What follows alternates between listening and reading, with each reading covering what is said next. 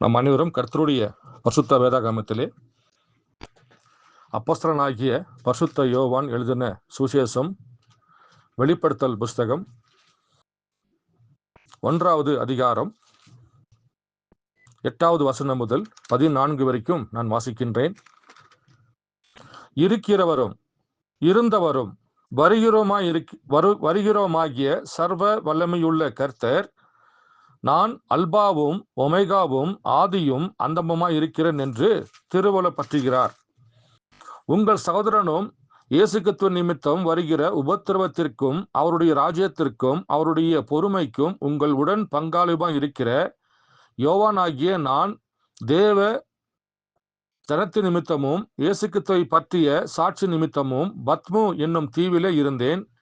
கர்த்தருடைய நாளில் ஆவிக்குள்ளானேன். அப்பொழுது எனக்கு பின்னாலே எக்கால் சத்தம் போன்ற பெரிதான ஒரு சத்தத்தை கேட்டேன். அது, நான் அல்பாவும் ஒமேகாவும் முந்தினவரும் பிந்தினவருமாய் இருக்கிறேன். நீ காண்கிறதை ஒரு புஸ்தகத்தில் எழுதி ஆசியாவில் இருக்கிற எபேசு, சிமிர்னா, பெர்கமு, தியத்ரா, சர்தை, பிலதெல்பியா, லவோதிகேயா என்னும் பட்டணங்களில் உள்ள 7 சபைகளுக்கும் அனுப்பு என்று விளம்பினது. அப்பொழுது என்னுடனே பேசின சத்தத்தை பார்க்க திரும்பினேன். திரும்பின போது 7 பொன் குத்து விளக்குகளையும் அந்த 7 குத்து விளக்குகளின் மத்தியிலே நிலையங்கி தரித்து மார்பருகே பொற்கச்சி கட்டிருந்த மனுஷகுமாரனுக்கு ஒப்பானவரையும் கண்டேன்.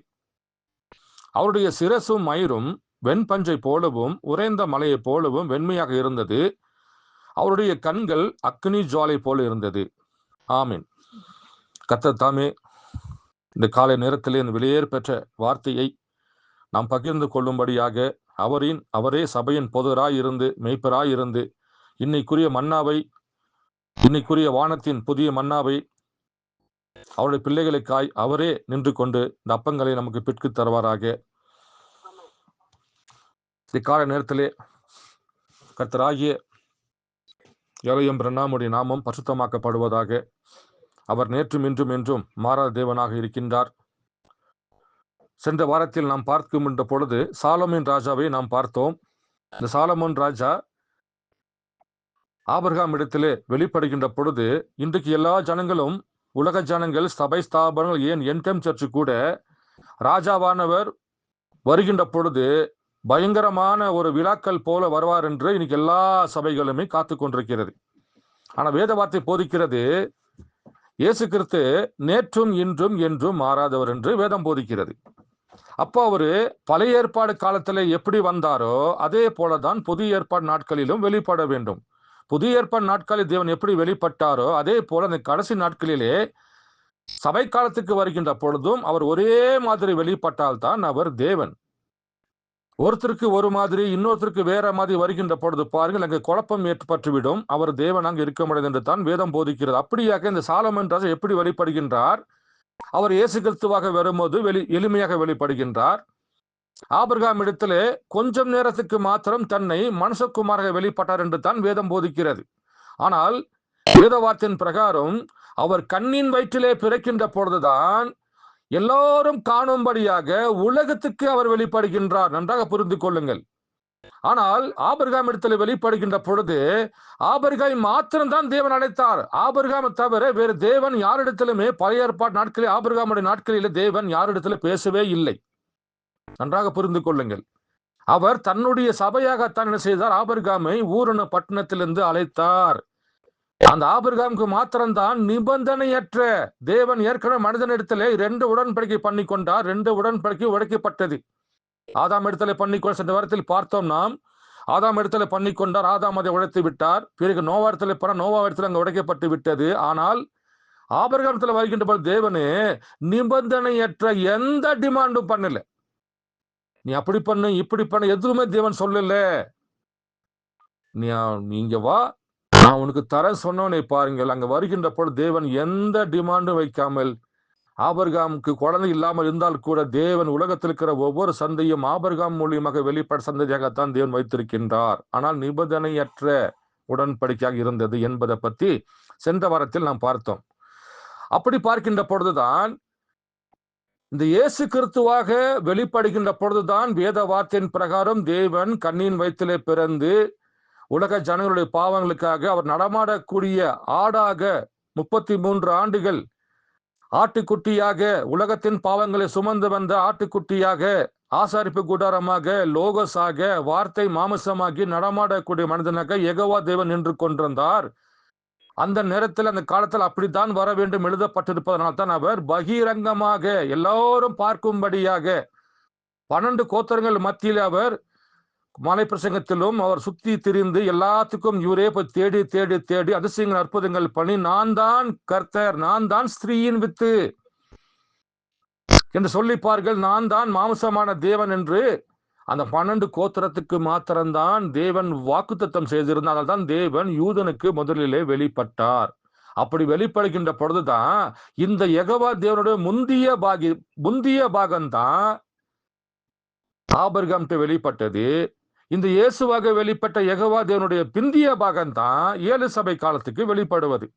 நன்றாக புரிந்து கொள்ளுங்கள். வேத வார்த்தையின் பிரகாரம் தேவன் மனிதனாக வெளிப்பட வேண்டும் என்று சொல்லப்பட்ட வார்த்தை கண்ணின் வயிற்றிலே பிறக்கின்ற பொழுதுதான். ஆனால் ஆபிரகாமை தேவன் தனிப்பட்ட நபராக தன் சபையாக தெரிந்து கொள்கின்ற பொழுது தேவன் தன்னை சபைக்கு வெளிப்படுத்தும்படியாக ஆபிரகாம் எடுத்து அந்த கொஞ்ச நேரத்துக்கு மாத்திரம் தேவன் மாம்சத்தில் வெளிப்பட்டார். 3 பேராக ஒரு இடத்துல வெளிப்படுகின்றார், இன்னொரு இடத்துல மெல்கிசேதேக்காக வெளிப்படுகின்றார். அந்த காட்சி முடிகின்ற பொழுது பாருங்கள், மறுபடியும் அவர் அக்னி ஸ்தம்பத்துக்கு திரும்பி விடுகின்றார், லோகோஸ்க்கு திரும்பி விடுகின்றார். ஆனால் வேத வார்த்தை நிறைவேற்றுவதற்காக செய்கின்றார் தேவன். இயேசு கிறிஸ்துவாக பிறக்கின்ற பொழுதுதான் அந்த நேரத்தில் அவர் மனிதனாக வர வேண்டும் என்று இருப்பதனாலே அவருக்கென்று ஒரு தாயுடைய கருவு தேவைப்படுகிறது, ஒரு தாய் சொல்ல சரீரம் தேவைப்படுகிறது, அவரை வளர்த்து காப்பாற்றுவதற்கு ஒரு வளர்ப்பு தகப்பன் தேவைப்படுகிறது, அவருக்கென்று ஒரு குடும்பம் தேவைப்படுகிறது. ஆபிரகாமை தேவன் தெரிந்து கொள்கின்ற பொழுது வானத்திலிருந்து தேவன் குதிக்க வைக்க முடியும்? இல்லவே இல்லை. அப்போ ஆபிரகாமுக்கென்று ஒரு தகப்பன் வேணும், ஆபிரகாமுக்கென்று ஒரு குடும்பம் இருந்தால்தான் அவர் மனிதனாக பூமியிலே வாழ முடியும். அதே போல நீங்களும் நானும் இன்னைக்கு மனவாற்றில் சொல்வோம் என்றால் வானத்திலிருந்து குதிக்க முடியாது. வானத்திலிருந்து குதிப்போம் என்றால் நாம் தேவதூதராக மாறிவிடுவோம். அப்ப என்ன செய்ய வேண்டும்? தேவன் இயேசு கிறிஸ்துவை போலவே இந்த மனவாட்டி ஒரு பாகம் இயேசு கிறிஸ்துக்குள்ள இருந்த விழா எலும்பு பூமியில வர வேண்டும் என்றால் இயேசு கிறிஸ்துவை போல ஒரு கருவறை தேவைப்படுகிறது. ஆனால் தாங்க தேவன் நம்மள இந்த பூமியில பிறக்க வைத்து நம்ம குடும்பத்துல 10-20 பேர் இருந்தால் கூட தேவன் ஒருவரை மாத்திரமே தெரிந்து கொள்கின்றார்.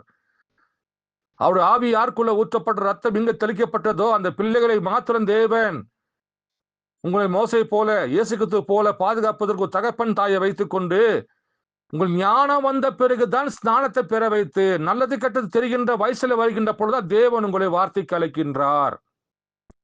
30 ஆண்டுகள் இயேசுக்கு தெரியுங்க பண்ணாரு, யாருக்குமே தெரியாது. ஆனால் யோவான் ஞானஸ்நானம் பெறுகின்ற பொழுது பரிசுத்தாய் அவருக்குள் ஊற்றப்பட்டு அதே போல நமக்கும் ஒரு காலம் வைத்திருக்கின்றார். ஒருத்தருக்கு 30 வயசு, ஒருத்தருக்கு 40 வயசு, ஒருத்தருக்கு 50, இப்படியாக தேவன் நீங்கள் எப்பொழுது தேவனை காண வேண்டும் என்று தேவன் ஒரு நாளை வைத்திருக்கிறாரோ அந்த நாளில் தான் நாம் அவரை காண முடியும். தவிர அப்பா சொல்றதுனாலயோ, அம்மா சொல்றதுனாலயோ, மனைவி சொல்றதுனாலயோ, அல்லது கணவன் தன்னுடைய குடும்பத்தை அடித்து அல்லது வற்புறுத்தி எந்த வார்த்தை கொடுத்தாலும் அங்க எந்த விதமான வித்தும் முளைக்காது என்று வேதம் போதிக்கிறது. கர்த்தர் தான் அந்த வித்தை பூமியிலே முளைக்க வைக்க வேண்டும். அப்படி முளைக்க வைக்கின்ற பொழுதுதான் தேவன் சொல்கின்றார், நம்ம வாசித்தது பிரகாரம், நான் அல்பாவும் 11ஆம் வசனம், அது நான் அல்பா ஒமேகாவும் முந்தினவரும் பிந்தினவருமாய் இருக்கிறேன். யாருங்க? தேவன் யோவானுக்கு சொல்றாரு, நீ ஆசியாவில் உள்ள 7 சபைக்கு எழுது. ஏன்னா இப்பதான் தேவன் நம்ம கிட்ட வராரு. முதல் வருகை என்பது யாருக்கு வந்தாரு? யூதனுக்கு, 12 கோத்திரத்துக்கு தான் வெளிப்படுத்தினார். அன்னைக்கு எத்தனையோ ஜனங்கள் வாழ்ந்தார்கள். எமோரியர்கள், எகிப்தியர்கள், கானான், இப்படிப்பட்ட எத்தனை விதமான உலக ஜனங்கள் பூமியில் இருந்தார்கள். தேவன் அங்கெல்லாம் செல்லவில்லை. அவர் சொல்லப்பட்ட வார்த்தை யூத கோத்திர பிறந்த அவரு யூத ஜனங்களுக்கு மாத்திரம்தான், 12 கோத்திரங்களுக்கு மாத்திரம் தேவன் வரவேல் சொல்லிருப்பதனால் தான் தேவன் அங்கே 12 கோத்திரத்தின் மத்தியில தேவன் யூத ராஜாவாக மெஸ்ஸியாவாக வெளிப்பட வேண்டும் என்று எழுதப்பட்டிருப்பதனால தான் அவர் முதல்ல யூதனுக்கு வருகின்றார், யூதனுக்கு ராஜாவாக வருகின்றார். சமாரிய பெண்ணிட்டு போகின்ற பொழுது சமாரிய பெண்ணோ, நான் உங்களை தீர்க்கதரிசி என்று காண்கிறேன். முதல் வருகை யூதனுக்கு தான். அந்த யூதனுக்கு வருகின்ற பொழுது தேவனு ரகசியமாக எங்க செல்கின்றார்? சமாரிய பெண்ணிட்டு பேசுகின்றார். கூட யாருமே தேவன் வச்சிக்கவில்லை. அப்போஸ்தலரை அவர்கள் சாப்பாட்டுக்காக ஆயத்தப்படுத்தும் முறை அனுப்பிவிட்டு தனிப்பட்ட நபராக கணத்து மேல் உட்கார்ந்துகிட்டு அந்த ஸ்திரீ வர வரைக்கும் காத்திருந்தார்.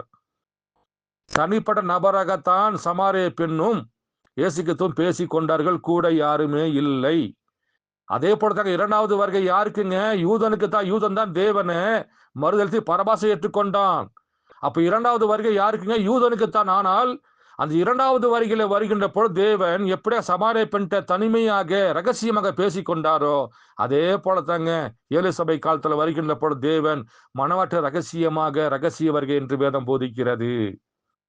ஏனென்றால் நம்முடைய முன்னோர்கள் அக்கினி ஸ்தம்பத்தில் யாரும் வாழவில்லை. மேகஸ்தம்பம் அடையாளம் நமக்கு இல்லை. மருத்துவரை உயிர்ப்பித்துக்காக அடையாளம் நமக்கு இல்லை.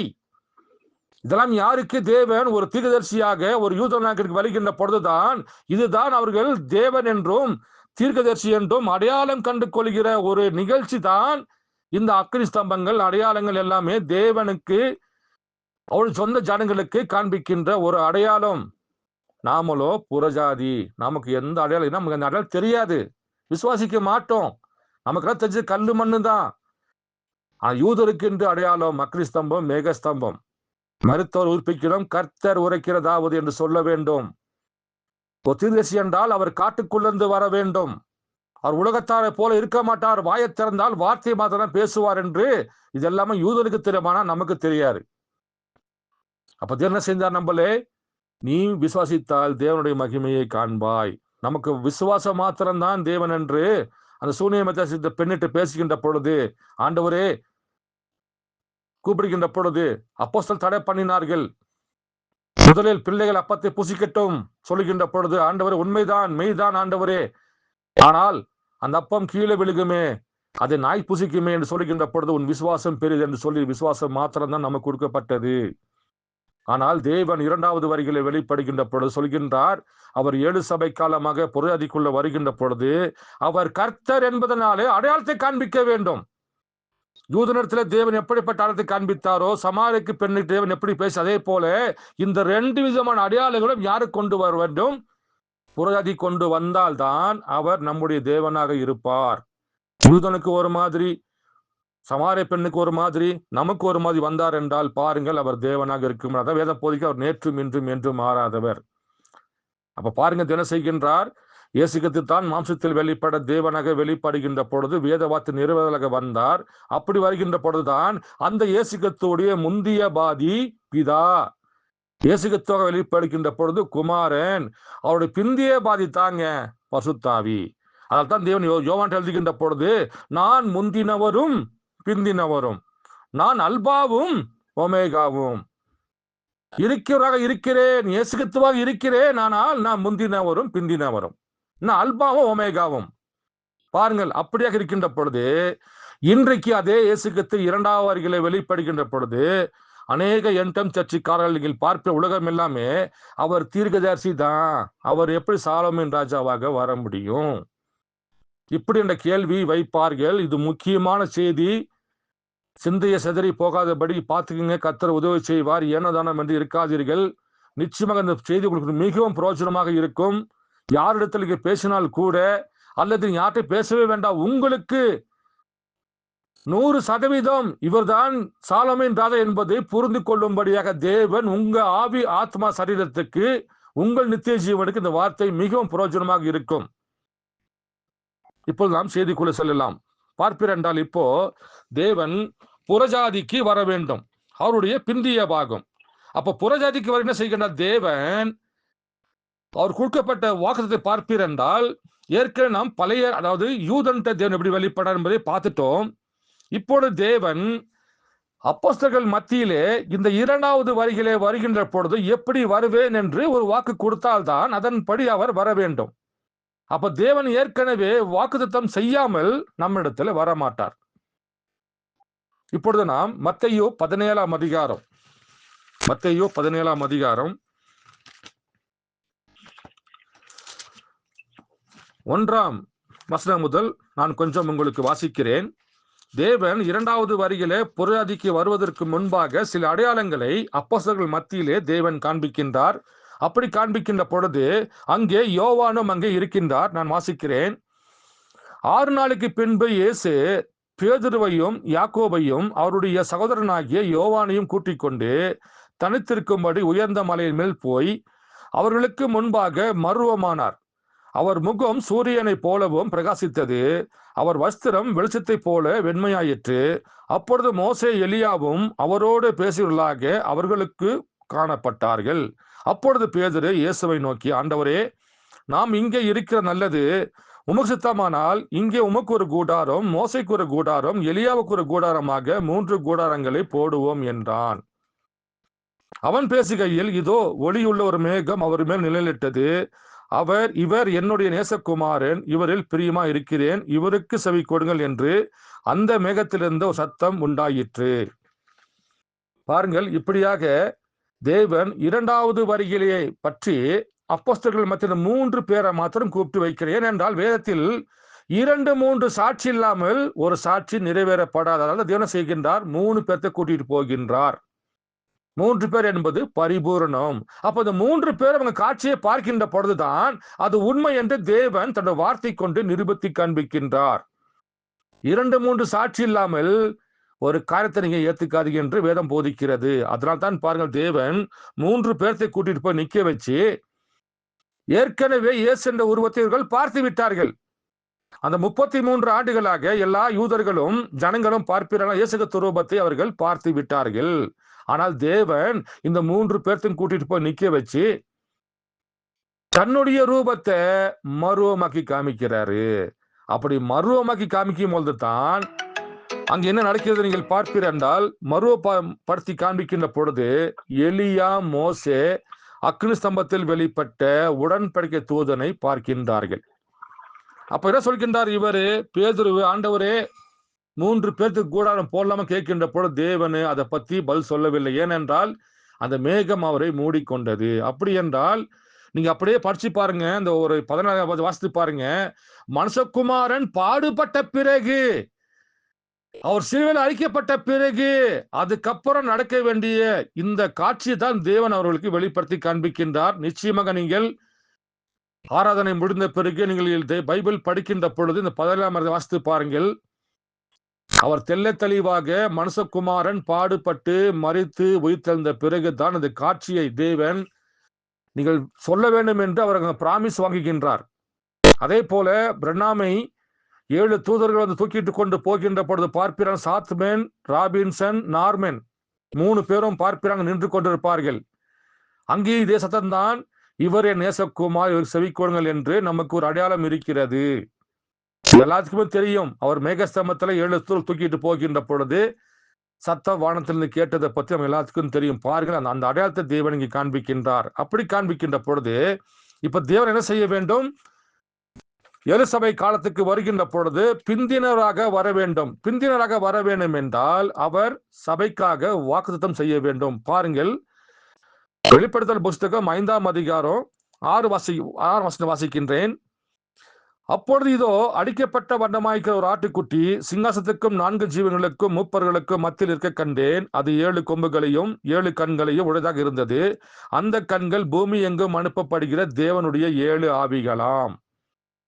அப்ப யோவான் சொல்றார், தேவனே, நான் முந்தினவரும் பிந்தியவனவரும், நான் 7 குத்து விளக்காக 7 சபை காலத்துக்கு 7 தீபமாக 7 தூதராக வெளிப்பட போறேன். இது எங்க எழுதுற? இஸ்ரவேலுக்கு இல்ல, ஆசியாவில் உள்ள 7 சபைக்கு எழுதுன்றார். பாருங்கள், அப்போ புறஜாதிக்கு என்று கொடுக்கப்பட்ட வேதகமாக இருக்கிறது. ஏனென்றால் மணவாட்டியானவள் கிறிஸ்துவுடைய பாகமாக இருப்பதனாலே எல்லா ரகசியத்தையும் பெற்றுக்கொண்டால் தான் அவள் மணவாட்டி.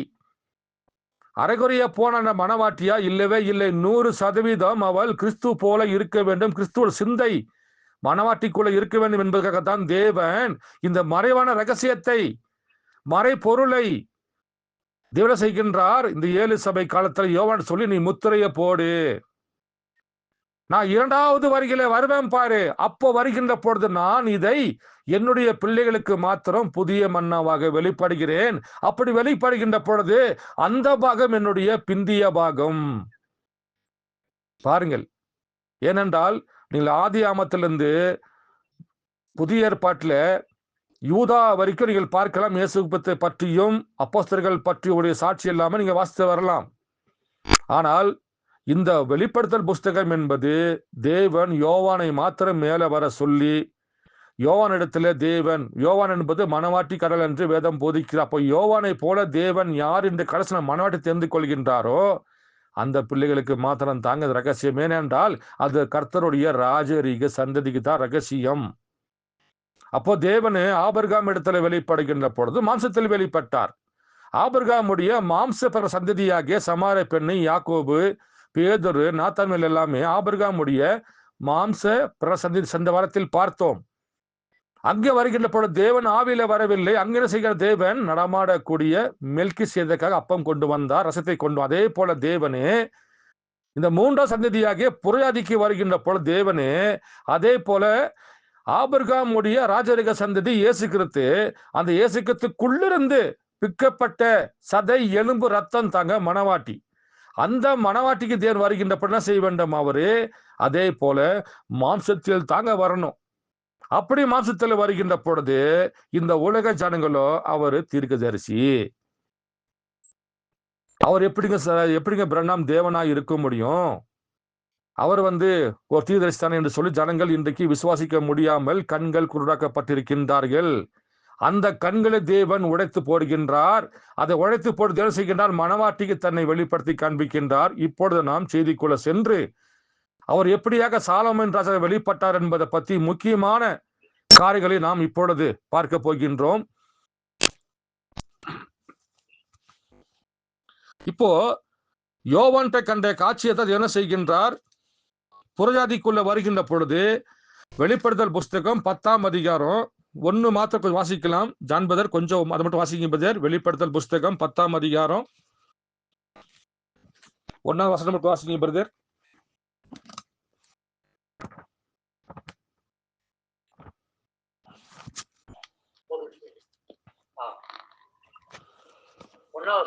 ஆமாங்க வாசிங்க பிரதர். பின்பு வளமுள்ள வேறொரு தூதன் வானத்திலிருந்து இறங்கி வர கண்டேன். மேகம் அவனை சூழ்ந்திருந்தது. அவனுடைய சிரசின் மேல் வானவில் இருந்தது. அவனுடைய முகம் சூரியனை போலவும் அவனுடைய கால்கள் அக்னி ஸ்தம்பங்களை போலவும் இருந்தது. ஆமென் ஆமென். நன்றி சகோதரனே. இப்ப நீங்க பார்ப்பீரென்றால் இந்த 6 நாளைக்கு பின்பு 7ஆம் நாள்ல போய் 7ஆம் நாள் தான் பாருங்கள். அதே போல 6 சபை காலம் முடிஞ்ச பிறகுதான் தேவன் 7ஆம் சபை காலத்திலே தேவன் வெளிப்படுகின்றார். அப்போஸ்தலர் நாட்களிலே 6 நாளுக்கு பின்பு என்று வாசித்தோம். 6 நாள் என்பது 6 சபை காலத்துக்கு குறிக்கிறது. அப்போ 7 நாளை கூட்டு போய் என்ன செய்கின்றார்? இயேசு என்ற ரூபத்தை மறுவப்படுத்துகின்றார். அப்படி மறுவப்படுத்துகின்ற பொழுது எலியாவாகவும் மோசையாகவும் கிறிஸ்துவாக உடன்படிக்கை நின்று கொண்டிருக்கின்றார். ஆனால் ஏற்கனவே நடந்து முடிந்த காட்சி தான் எலியா மோச ஊழியத்தை அவர் பார்த்தவுடனே இவரை கண்டுபிடித்து விட்டார்கள். ஆனால் 3வது உருவமாகிய அக்னி ஸ்தம்பத்தில் வெளிப்பட்ட சூரியனை போல இந்த முகத்தை அவரால் காண முடியவில்லை. ஏனென்றால் அவர் லோகோஸ், அவர் ஏலோயிம். அந்த ஏலோயினுடைய ஊழியம்தான் கடைசி நாட்களிலே நடக்க வேண்டும் என்பதற்காகத்தான் தேவன் தன்னுடைய பாகத்தை பிரண்ணாமுக்கு 3 இழுப்பாக கொடுத்தார். 1ஆம் இழுப்பு, 2ஆம் இழுப்பு, 3வது இழுப்பு. 1ஆம் இழுப்பு எலியாவின் ஊழியம், அற்புதத்தின் ஊழியம். 2வது ஊழியம் இஸ்ரேல் ஜனங்களுக்காக மோசே வெளிப்படுகிற ஊழியம். 3வது முத்திரையை யார் தான் உடைக்க வேண்டும்? ஆட்டுக்குட்டியானவர் தான் உடைக்க வேண்டும். அப்ப இந்த ஆட்டுக்குட்டியானவர் யார்? இவர் உலக தோற்றத்துக்கு முன்பு அழைக்கப்பட்ட ஆட்டுக்கு. அப்ப யாருங்க அவரு? லோகோஸ், ஏலோயிம். அப்ப அந்த ஏலோயிம் பாருங்கள், அங்கே அக்னிஸ்தமமாக நிற்கின்ற பொழுது, அவர் உடன்படிக்கை பண்ணி கொண்ட தூதனாக நிற்கின்ற பொழுது, வெளிப்படுத்தல் புஸ்தகத்துல அதே காட்சியை பாருங்கள். யோவான் சீனா மலையில கண்ட அதே காட்சியை எங்க பார்க்கின்றார்? புறஜாதிக்கு வருகின்ற பொழுது அதே காட்சியை பார்க்கின்றார். அந்த புறஜாதிக்கு வருகின்ற பொழுதுதான் மத்தேயு வெளிப்படுதல் 10:1 வருகின்ற பொழுது அவர் பிரண்ணாமாக வெளிப்படுகின்றார். அப்படி வெளிப்படுகின்ற பொழுது அவர் எப்படியெல்லாம் தன் வார்த்தையை பூமியில் நிறைவேற்றினார். ஏன் உலக ஜனங்கள் பிரண்ணாமை தேவன் என்றும் கிறிஸ்து என்றும் ஏழை என்றும் ஏன் ஏற்றுக்கொள்ள முடியவில்லை? ஏனென்றால் ஒரே சரீரத்தில் தேவன் 3 ஊழியத்தை வைத்திருக்கின்றார். மோசையாக, எலியாவாக, கிறிஸ்துவாக, யோசேப்பாக, யோசுவாவாக, இப்படியாக அநேக விதமான ஒரு யூதனத்தை தேவன் எத்தனை விதமான கேட்டகரியோட வெளிப்பட்டாரோ அதே கேட்டகரி பாருங்கள் புறஜாதிக்குள்ள வருகின்ற பொழுது ஒரே சரீரத்துல தேவன் அத்தனையுமே தேவன் நிறைவேற்றி விட்டார். அவரே மனுஷகுமாரன், அவருக்கு தீர்க்கதரிசி, அவரே தாவீதின் ராஜா, ஆபிரகாமின் குமாரன். இப்படியாக தேவனே பிரண்ணாமாக வெளிப்படுகின்ற பொழுது 7க்குள்ள தன்னை பரிபூர்ணப்படுத்தி கொண்டார். அப்படி இருக்கும்போது ஜனங்கள் எங்கே அவரை தவறிவிட்டார்கள் என்பதை பத்தி நாம் கொஞ்சம் வாசிக்கலாம். இப்பொழுது நீங்கள் பார்ப்பீரென்றால், தேவன் 7 சபை காலத்துக்கு வருகின்ற பொழுது 7 தூதராக வெளிப்பட்டார் என்று நாம் வாசித்தோம். முதலில் பவுல் முதல், அப்புறம் இர்னெஸ், மார்ட்டின் லூத்தரு, வெஸ்லி, கொலம்பா, இப்படியெல்லாம் பார்ப்பீரென்றால் 6 பேர் வராங்க. முதலாவது தீர்க்கதரிசி பவுலாக இருக்கின்றார். மீது 5 பேர் சித்தத்துக்காரர்கள் என்று வேதம் போதிக்கிறது. அப்ப இந்த 6 நாட்கள் 6 சபை காலம் கடந்து விட்டது. இப்ப என்ன செய்ய வேண்டும்? 7ஆம் தூதன் அவர் எங்கே வர வேண்டும்? லவோதிக்கா சபையின் தூதன் தான் கடைசி தூதன் என்று வேதம் போதிக்க, சபை காலம் தான் கடைசி என்று வேதம் போதிக்கிறது. அப்படியாக இருக்கின்ற பொழுது லவோதிக்கா சபைக்கு வருகின்ற பொழுது பார்ப்பீர் என்றால், அவர் வில்லியம் மரியன் பிரண்ணாமாக, பவுல், இர்னேஸ், மார்ட்டின் லூத்தரை போல சபை காலத்துக்கென்று முதல்ல வெளிப்படுகிற எலியாவோட ஆவியை கொண்டு சபைக்கு ஒரு தூதன். நன்றாக புரிந்து கொள்ளுங்கள். 7 சபை காலத்துக்கு 7 தூதன். அந்த 7 தூதன்ல 7ஆவது தூதனாகத்தான் லவோதிக்கா சபைக்கு பிரண்ணாம் வெளிப்படுகின்றார். அப்படிப்பட்ட வெளிப்பட்ட பிரண்ணாமை தேவன் எப்படி உபயோகப்படுத்துகின்றார் என்பதை பற்றி நாம் பார்க்கலாம். செய்தியின் தலைப்பு 7 சபை காலத்துக்கும் 7 முத்திரைக்கும் இடையே உள்ள பிளவு. வருடம் நீங்கள் பார்ப்பீரென்றால் 1963 ஆண்டு மார்ச் மாதம் 17ஆம் தேதி கொடுக்கப்பட்ட செய்தி, The Bridge Between the 7 Church Age and the 7 Seals என்ற செய்தியில உங்களுக்கு நான் 40வது பேரா முதல் நான் வாசிக்கிறேன். இப்ப எல்லாரும் என்ன சொல்றாங்க? அவரு தீர்க்கதரிசி தான், உண்மை, அவர் லவோதிக்கா சபையோட தீர்க்கதரிசி தான். தீர்க்கதரிசி தேவன் எப்படியாக சாலமன் ராஜாவாக தேவன் அவருக்குள்ள வந்தார் என்பதை பத்தி முக்கியமான காரியம் நாம் பார்க்கலாம். 40வது பேரா முதல் நான் உங்களுக்கு கொஞ்சம் வாசிக்கின்றேன். இப்பொழுது நீங்கள் கவனியுங்கள். நான் கதை கட்டி கூறுவதாக என்ன வேண்டாம், அவை எல்லாம் கர்த்தர் உரைக்கிறதாவது. பாருங்க, நான் சொல்ல போற காரியம் நான் கதை கட்டி கூறவில்லை. இது எல்லாமே கர்த்தர் உரைக்கிறதாவது. இதுக்கு மேல் என்னங்க வேணும்? பாருங்கள், நான் அதை உங்களுக்கு வேதத்திலிருந்து படுத்தி காட்டுகின்றேன். 7ஆம் தூதனின் செய்தி முழங்கும் போது தேவன் தம்முடைய பரிசுத்த தீர்க்கதரிசியின் மூலமாய் உரைத்த வேத ரகசியம் நிறைவேறும். இந்த தீர்க்கதரிசனங்கள் தேவனுடைய வார்த்தையை எழுதினார்.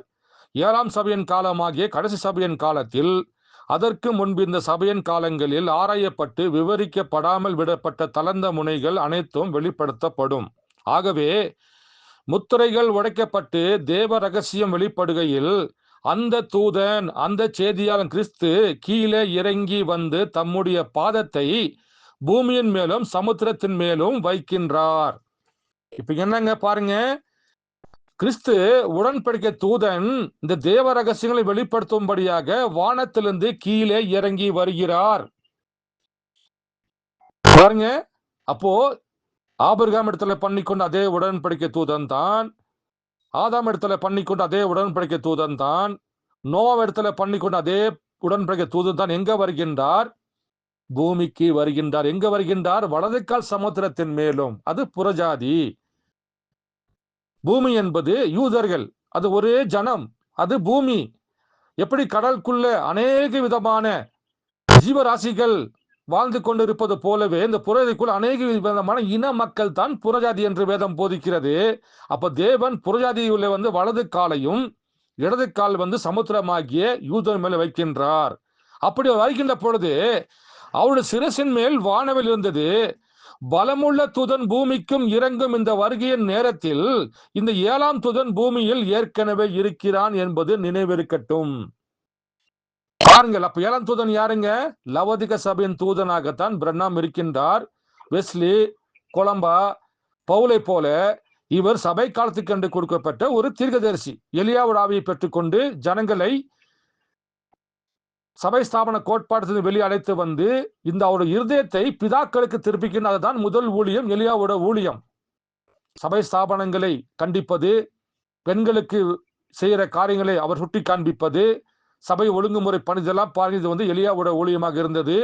எல்லா காலத்திலும் எலியா வெளிப்படுகின்ற பொழுது, எசபெல்ட் வெளிப்படுகின்ற பொழுதும் பெண்கள் அழகுபடுத்திக் கொள்ள வேண்டாம் என்று தான் அவர் பெண்கள் கர்த்தருடைய மனவாட்டியாக ஆதாம்கென்று கொடுக்கப்பட்ட மனவாட்டி இருப்பதனால் நீங்கள் ஒழுக்கமாக இருக்கின்ற சொல்லித்தான் தேவன் எல்லா விதமான காலத்திலும் எளியாவாக அந்த ஆவி வெளிப்படுகின்ற பொழுது சுட்டி காண்பித்தார். தாங்க பாருங்கள், முதல் ஊழியம் எலியாவோட ஊழியமாக இருந்தது. அந்த ஊழியம் செய்து கொண்டிருக்கின்ற பொழுதுதான் இந்த வானத்திலிருந்து உடன்படிக்கை தூதன் பூமிக்கு இறங்கி வருகின்றார். இதே போல தாங்க தேவன் இயேசு கிறிஸ்துவா இருக்கின்ற பொழுது 30 ஆண்டுகள் சாதாரண மனுஷனாக இருந்தார். இயேசு கிறிஸ்து யாருக்கும் தெரியவில்லை. 30 ஆண்டுகள் நீங்க நாமெல்லாம் எப்படி இருக்கிறோம், அதே போல பக்கத்து வீட்டுக்காரர் கூட இவர் தான் யெகோவா தேவன் என்று தெரியவில்லை, இவர் தான் கன்னி பிறப்பு என்று தெரியவில்லை, இவர் தான் மெஸ்ஸியா என்ற திருவசி என்று யாருக்குமே தெரியவில்லை. 30 ஆண்டுகள் சாதாரண மனிதனாக இருந்தார். ஆனால் 30 ஆண்டுகள் முடிவடைகின்ற பொழுது பாருங்கள், பசுத்தாவி ஊற்றப்படுகின்ற பொழுது பாருங்கள், இயேசு கிறிஸ்து ஏற்கனவே பூமியில இருக்கிறார். அப்படி பூமியில இருக்கின்ற பொழுது அந்த யெகோவா தேவன் அந்த பசுத்தாவி கிறிஸ்துக்குள்ள ஊற்றப்படுகின்ற பொழுது அவர் பிதாவின் கிரைகளை செய்து வேத வார்த்தையை நிறைவேற்றதாக இருந்தது போலவே 7ஆம் தூதனாகிய வில்லியம் மரியன் பிரண்ணாமும் சபைக்கென்று கொடுக்கப்பட்ட தூதனாக பூமியில ஏற்கனவே இருக்கின்றார். அப்படி இருக்கின்ற பொழுது பாருங்கள், வானத்திலே இறங்கி வந்த பசுத்தாவி கிறிஸ்துக்குள்ள பரிபூர்ணப்படுத்தினது போலவே இந்த உடன்படிக்கை தூதனாகிய லோகோஸ் வார்த்தை மாமிசமாவதற்காக அவருக்கென்று ஒரு உடல் வேணுமே. முதல் வரியிலே இயேசு கிறிஸ்து உடலை அவர் பயன்படுத்தி கொண்டார். யெகோவா தேவனுக்கு ஒரு ஆலயம் வேண்டும், ஒரு ஆசரிப்பு கூடாரம் வேண்டும். அந்த கூடாரமை பாருங்கள் இயேசுவாக எடுத்துக்கொண்டு, அதே போல 2வது வரியிலே வருகின்ற பொழுது அந்த யெகோவா தேவனோட ஆவிக்கு லோகோஸுக்கு வார்த்தைக்கு ஒரு சரீரம் தேவைப்படுகிறது. சரீரம் பாருங்கள், தேவன் ஏற்கனவே பிரண்ணாமை பிறக்கின்ற பொழுது இயேசு கிறிஸ்து போலவே 3 நட்சத்திர அடையாளத்தோட தான் தேவன் கண்டைகளை பிறக்க வைக்கின்றார். விடிய காலிலே 5 மணிக்கு பிறக்கின்ற பொழுது அவர் பிறக்கின்ற பொழுது தலைக்கு மேல கிறிஸ்தவம், ஏன் இந்த உடலை நான் எடுத்துக்குவேன், இந்த உடல்ல தான் 2வது வருகை வரப்போறேன் என்பதற்காகத்தான் தேவன் அந்த அடையாளத்தை கொடுத்தார். முதல் வரியிலே 3 நட்சத்திரங்கள் ஒன்றாக கூடுகின்ற பொழுது இயேசு கிறிஸ்து அங்க பிறப்பார் என்று வேத வார்த்தை எப்படி சாஸ்திரியில் கண்டுபிடித்து, அதே போல பாருங்கள் 2வது வருகையிலும் பிரண்ணாம் கூட தான் வாசம் செய்வேன் என்று சொல்லி பாருங்க. அதைத்தானுங்க பிரண்ணாம் கூடாரம் என்று. ஒரு சபைக்கு எப்படிங்க மனுஷனுடைய பேரை வைக்க முடியும்? நினைத்து பாருங்கள். பூமியிலே ஆலயம் கட்டின பிறகு எல்லாருமே சாலமீன் ராஜா ஆலயம், இல்ல அப்போஸ்தலர் ஆலயம் அல்லது கிறிஸ்துவோட ஆலயம் என்று பேர் வைக்க வேண்டிய இடத்துல எப்படிங்க பிரண்ணாம் கூடாரம் என்று ஒரு மனிதனுடைய பேரை வைக்க முடியும்? சபை இல்லைங்க. பிரண்ணாம் கூடாரம் வந்து கிறிஸ்து வாசம் செய்கின்ற பிரண்ணாம் கூடாரமாக சரீரமாக இருந்தது. இது நிறைய பேருக்கு புரியலைங்க. ஒரு மனிதனுடைய போட்டாவை கொண்டு போய் எப்படி சபைக்குள்ள வைக்க முடியும்? இயேசு கிறிஸ்து போட்டாவை சபைக்குள்ள வைக்கலாம், சிலுவையை சபைக்குள்ள வைக்கலாம். ஆனால் சபையில பிரசங்கம் பண்ணி கொண்டிருக்கின்ற ஒரு மனிதனுடைய போட்டாவை கொண்டு போய் எப்படி சபைக்குள்ள இயேசு கிறிஸ்து சிலுவை பக்கத்தில் எப்படி மாட்ட முடியும்? சிந்தித்து பாருங்கள் அன்பு சகோதர சகோதரிகளே. சொல்கின்றார், போட்டாவை கையில வச்சுக்கிட்டு, இது நான் உங்க சகோதரன் பிரண்ணாம் அல்ல, இது உடன்படிக்கை தூதன் என்று தான் அந்த போட்டாவை எடுத்து கல்வாரி சிலுவைக்கு பக்கத்துல வலது பக்கத்துல இயேசு கிறிஸ்துவையும் இடது பக்கத்துல இயேசு கிறிஸ்துவையும் வலது பக்கத்துல பிரண்ணாம் போட்டா வைக்கப்பட்டு, ஏன் வைக்கப்பட்டது? சிலுவைக்கு முன்னாடி இருந்தது இயேசு கிறிஸ்துவுடைய ரூபம், சிலுவைக்கு அப்புறம் கர்த்தர் உயிர்த்தெழுந்து வந்ததுக்கு அப்புறம் பிரண்ணாமுடைய ரூபம் என்று தான் தேவன் தன்னுடைய புகைப்படத்தையே சபைக்குள்ள மாற்றி வைத்தார். இது எத்தனை பேருக்கு புரியும் என்று தெரியவில்லை. எத்தனை என்டம் சர்ச்சுக்கார ஆமென் சொல்லணும் என்று புரியவில்லை. ஏனென்றால் கர்த்தர் வாசம் செய்கிற இடம் பிரண்ணாமுடைய சபை அல்ல. பிரண்ணாம் சொல்லக்கூடிய அந்த உடல், சரீரம், ஆவி, ஆத்மா தாங்க பிரண்ணாம் கூடாரம், கர்த்தர் வாசம் செய்கிற கூடாரமாக இருந்தது. ஆனால் தேவன் தன்னுடைய பின்னாக சிலுவை மரத்தை வைத்திருந்தார். சிலுவை மரத்துக்கு முன்பாக இயேசு கிறிஸ்து ரூபம், இயேசு கிறிஸ்து கலசல் அடிக்கப்பட்டு மரித்து உயிர்த்தெழுந்த பிறகு, நசரேத்து உடைக்கப்பட்ட பிறகு பிரண்ணாமாக வெளிப்படுவது தாங்க அந்த போட்டா 3 கட்டங்களாக தேவன் வைத்திருந்தார். பாருங்கள் அன்பு சகோதர சகோதரியிலே, இது யார் எத்தனை பேர் புரிஞ்சுவாங்க தெரியவில்லை. ஆனால் மனவாட்டி புரிந்து கொள்வாள். பாருங்கள், அப்படியாக இருக்கின்ற பொழுது இந்த தூதன் லவதசைவ தூதனாக ஏற்கனவே பூமியில் இருக்கின்றார். அப்படி இருக்கின்ற பொழுது உடன்படிக்கை தூதன் முத்திரையை உடைக்க வேண்டும் என்றால் வேதம் போதிக்கிறது, எந்த மனுஷனும் அதை பார்க்க முடியாது. பிரதர் 5ஆம் வசனம் கொஞ்சம் வாசிக்கும் பிரதர். மன்னிக்கவும், 5ஆம் அதிகாரம், வெளிப்படுத்தல் 5ஆம் அதிகாரம் 1, 2, 3 மட்டும் கொஞ்சம் வாசிங்க பிரதர்.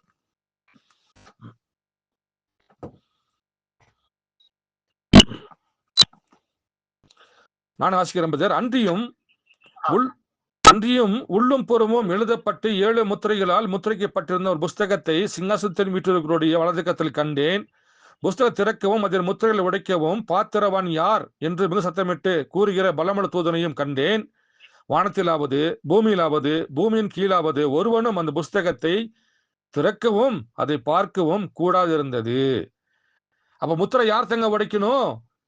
வேதம் போதிக்கிறது, வானத்திலும் ஆள் இல்ல, பூமியிலும் ஆள் இல்ல, பூமியின் கீழேயும் ஆள் இல்ல என்று யோவான் அங்கு அழுகின்றார். யாருமே பாத்திரவான் இல்லையா என்று அழுகின்ற பொழுது அங்க இருக்கிற மூப்பன் வந்து, ஏன் யோவான் அழுகிற?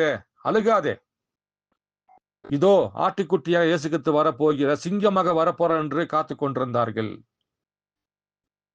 கூப்பிடுறாங்க யூத ரகசியம், யாருங்க? இயேசு கிறிஸ்து கூப்பிடுறாங்க. இயேசு கிறிஸ்து சிங்கமாக வரவில்லை, அடிக்கப்பட்ட ஆட்டுக்குட்டியாக பரலோகம் அவரை ஏற்றுக்கொள்ளவில்லை, பூமியை ஏற்றுக்கொள்ளவில்லை, அவர் மத்தியஸ்தராக பூமியில தொங்கிக் கொண்டிருந்தார் என்று வேதம் போதிக்கிறது.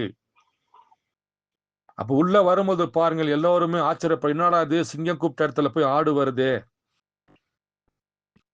பரலோகம் அப்படியே சைலண்ட் ஆகிவிட்டது. ஏன்னா எல்லாம் புதுசா பாக்குறாங்க.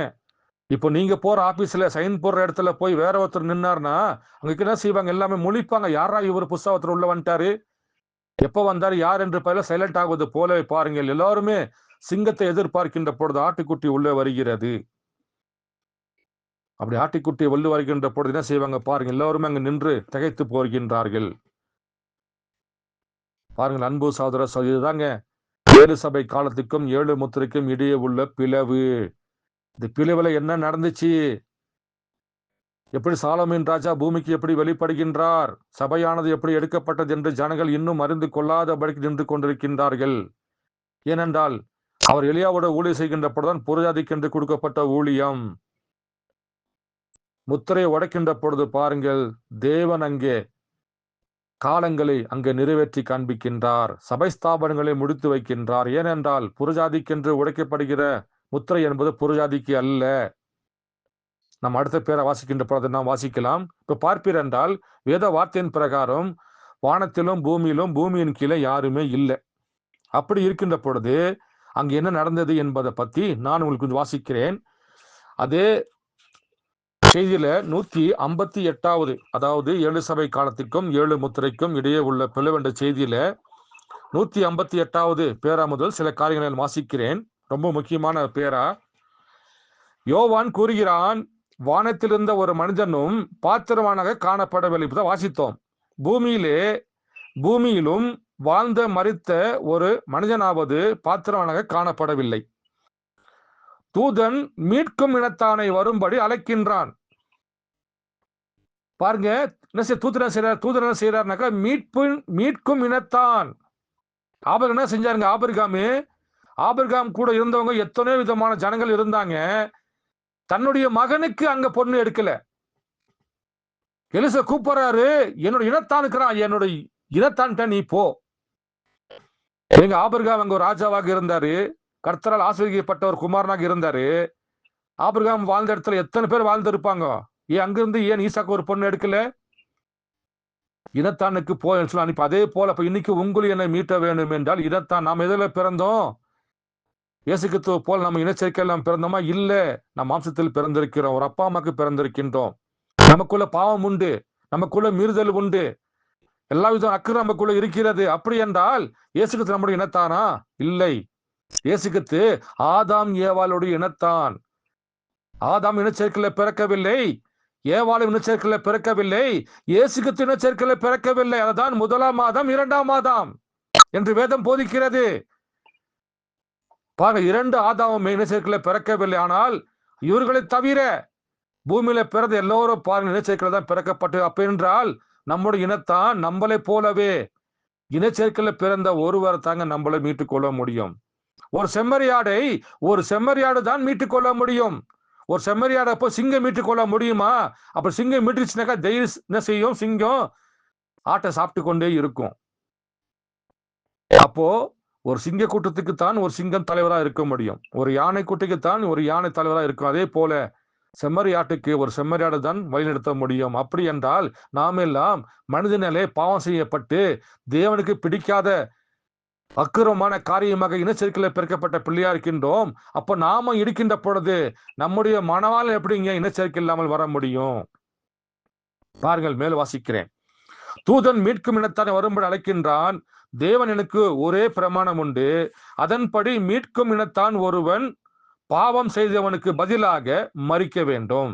அந்த மீட்கும் இனத்தான் எங்கே, யார் அந்த புஸ்தகத்தை பெற்றுக்கொள்ள பாத்திரவான் என்றார். ஆதாம் தொடங்கி அப்போஸ்தலர்கள், தீர்க்கதரிசிகள், மற்றவர் யாருமே பாத்திரவான காணப்படவில்லை. யாருங்க பாத்திரவான் இல்ல? ஆதாமும் பாத்திரவானா இல்ல, அப்போஸ்தலர்களும் பாத்திரவானா இல்ல, தீர்க்கதரிசிகளும் பாத்திரவான் இல்லை என்று வேதம் போதிக்கிறது. அப்போ பிரண்ணாம் தீர்க்கதரிசி என்றால் எப்படிங்க உடைக்க முடியும்? வேதம் அப்படி போதிக்கலையே. கிறிஸ்தவ உடைப்பார் என்று போடவில்லையே. அவர் சொல்றாரு, வானத்திலும் பூமியிலும் பூமியின் கீழும் யாருக்கு அனுமதி இல்லை.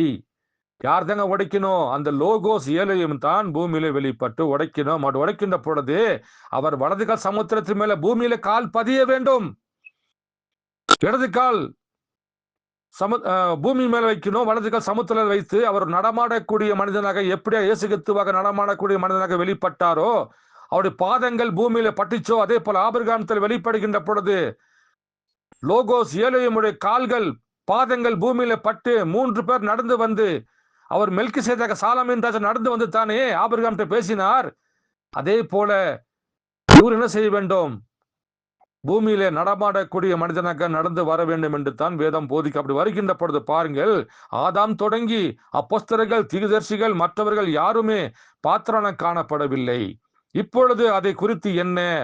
பரலோகத்திலும் பூமியிலும் பூமியில் வாழ்ந்த எவருமே பாத்திரன காணப்படவில்லை. அங்கே எலியா நின்று கொண்டிருந்தான், மோசே இருந்தான், எல்லா அப்போஸ்தலரும் அங்கே, அல்லது மரித்த யோபு மற்றும் பரிசுத்தவான்கள் அனைவரும் அங்கே நின்று கொண்டிருந்தனர். அவர்களில் எவரும் ஒரு புஸ்தகத்தை பார்க்க கூட பாத்திரவான காணப்படவில்லை. பாருங்க, ஆல்ரெடி இவங்க எல்லாம் பரிசுத்தவான்கள், ஆனா இவங்களுக்கு அங்க முத்திரை உடைக்க வாய்ப்பே இல்லை. அப்ப பூமியில் இருக்கிற ஒரு அப்போஸ்தலர் எப்படிங்க உடைக்க முடியும்? பரலோக சென்றவர்களுக்கு வாய்ப்பு இல்லைனாக்கா பூமியில் இருக்கக்கூடிய ஒரு மனிதன், ஒரு தீர்க்கதரிசி எப்படிங்க உடைக்க முடியும்? பாருங்கள், மேல் வாசிக்கிறேன். அப்படி எனில் அந்த புஸ்தகத்தை எடுத்து அவர்கள் எங்கன முத்திரைகளை உடைக்க முடியும்? பாருங்கள், யாரும் உடைக்க முடியாது. போப்பாண்டவர் எங்கே? உன்னுடைய பிஷப்பு அர்ச்சகர் எங்கே? நமது தகுதி எங்கே? நாம் மற்றவர்கள், அது சரியா? மீட்பின் இனத்தான் முன்னே வர முடியுமானால் அவன் முன் வரட்டும் என்று அவன் கேட்டான். ஆனால் யோவானோ எவரும் பாத்திரவான் அல்ல என்று கூறினான். பாருங்கள், எல்லாத்தையும் கூப்பிட்டு பாக்குறாங்க, யாருங்க வாங்க, இல்லைன்னா இந்த புத்திரை உடைக்கவில்லை என்றால் மறுபடியும் எங்க வந்துச்சோ அந்த முத்திரை அங்கே போயிடுச்சுனாக்கா நம்ம மீட்பன் இல்லாமல் போய்விட சொல்லிட்டு நமக்கு ரட்சிப்பில்லை சொல்லி பாருங்கள். யோவான் அழைக்கின்ற பொழுது யாரும் அங்க வரவில்லை. தேவதூதன் காபிரியேல் அல்லது மிகாவேல் தூதனோ அங்கே பாத்திரவானாக இல்லை எனலாம். பாருங்கள், தேவதூதராகட்டும், காபிரியேல் ஆகட்டும், மிகாவேல் ஆகட்டும், எந்த தூதனும் அங்கு பாத்திரவான் இல்லை என்று சொல்லப்படுகிறது. ஆனால் அது இனத்தான் மீட்பனாக இருக்க வேண்டும் என்பதை நினைவில் கொள்ளுங்கள். யாருங்க வரணும்?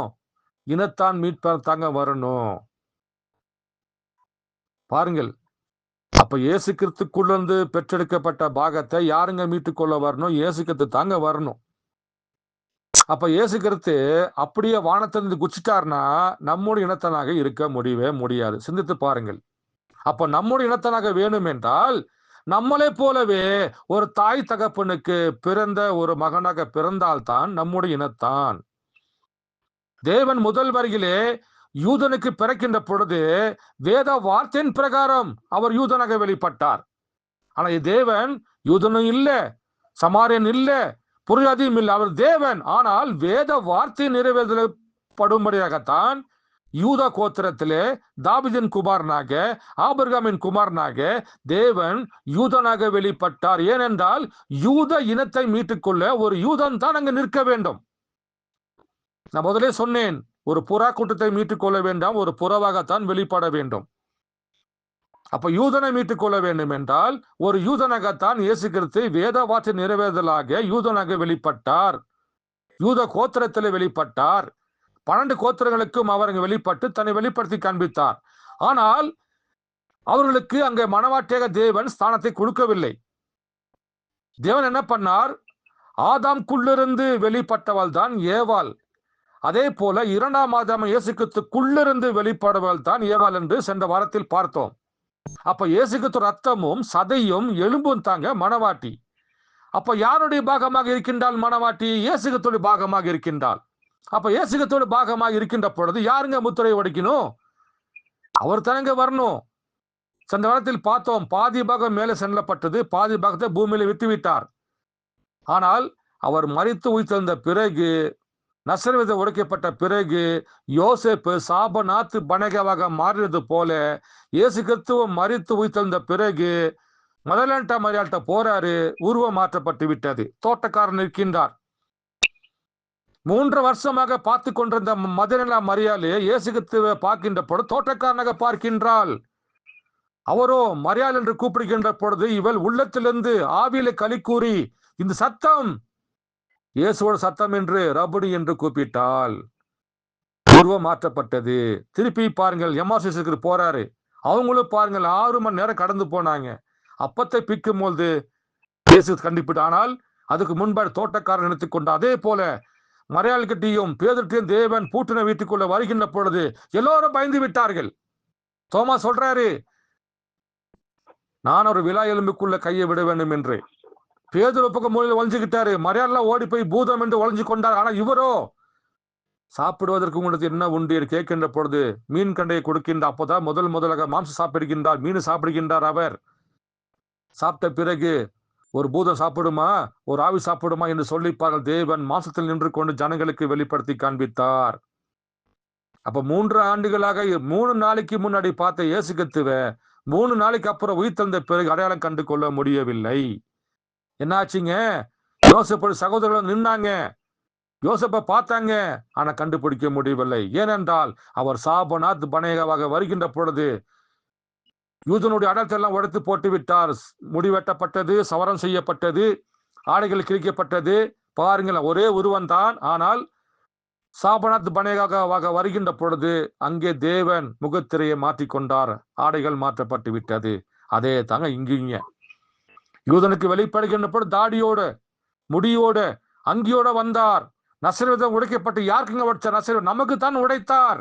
உங்களை என்னை மீட்டுக் கொள்ளதான் கர்த்தர் நசரேத்தில் உடைக்கப்பட்டார்.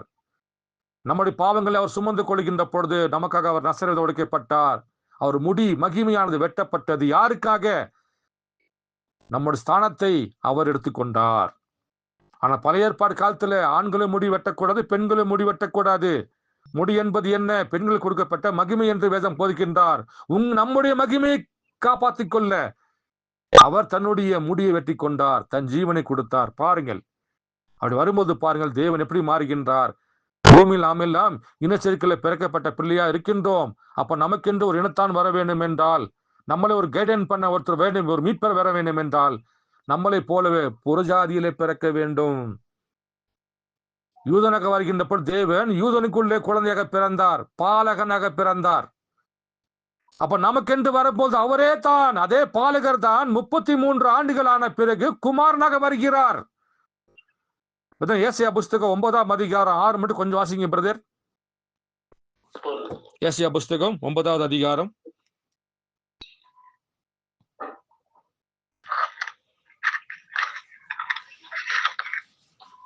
நமக்கு ஒரு பாலகன் பிறந்தார், நமக்கு ஒரு குமாரன் கொடுக்கப்பட்டார்.